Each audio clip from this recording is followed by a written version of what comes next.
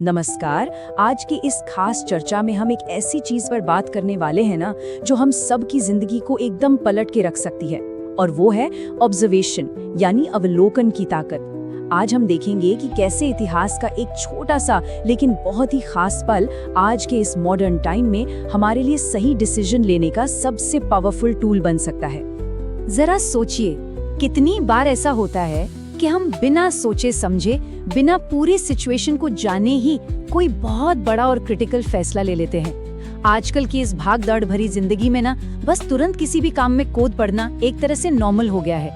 लेकिन हमारे प्राचीन ग्रंथों में एक ऐसी जबरदस्त केस स्टडी मौजूद है जो हमें इसी जल्दबाजी से बचा सकती है।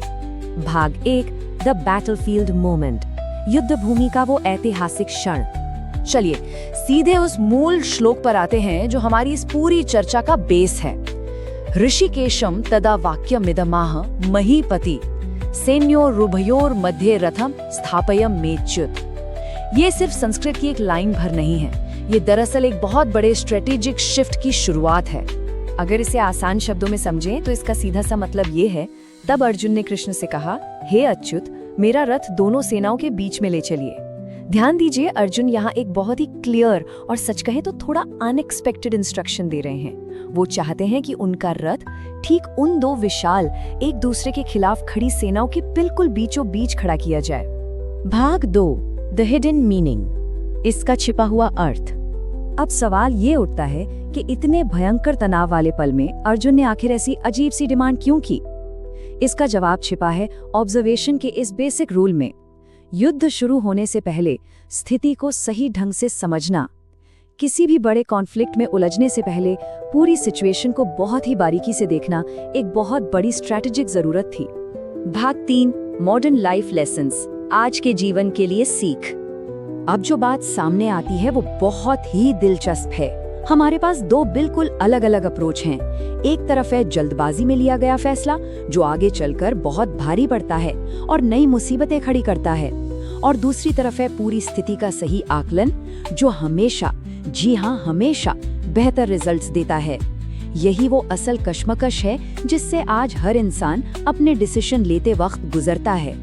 इस गहरे और प्राचीन ज्ञान को हम एक बहुत ही प्रैक्टिकल और आसान से 2 स्टेप फॉर्मूले में बदल सकते हैं। स्टेप 1, पहले ऑब्जर्व करो, और स्टेप 2, फिर एक्शन लो।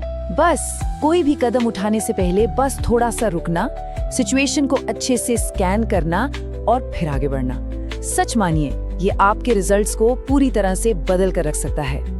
और ये चीज बहुत ही शानदार तरीके से समझाती है कि कैसे ये डेली लाइफ के चैलेंजेस से निपटने का एक परफेक्ट फ्रेमवर्क है। मतलब डिसाइड करने से पहले पूरी सिचुएशन को अच्छे से एनालाइज करें, जल्दबाजी में लिए गए फैसलों से जो फालतू का स्ट्रेस होता है ना, उससे बचें। और सबसे जरूरी बात, कोई भी एक्शन लेने से पहले हमेशा हमेशा ऑब्जर्वेशन को प्रायोरिटी दें। भाग 4, द पाथ ऑफ विजडम, ज्ञान का मार्ग।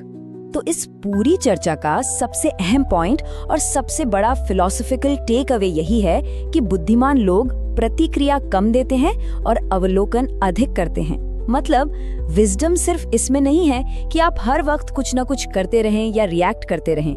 असली समझदारी ये जानने में है कि कब ब्रेक लगाना है और बिना तुरंत रिएक्ट किए चीजों को गहराई से समझना है।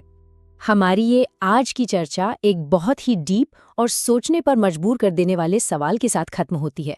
अपनी रोजमर्रा की जंग में उतरने से पहले हम और आप कितनी बार सच में सिर्फ ऑब्जर्व करने के लिए रुकते हैं? अर्जुन का वो दोनों सेनाओं के बीच रथ खड़ा करना कोई पुरानी इतिहास की कहानी भर नहीं है। ये एक ऐसा लगातार चलने वाला प्रोसेस है जिस पर आज हर किसी को बहुत ही गहराई से सोचने की जरूरत है।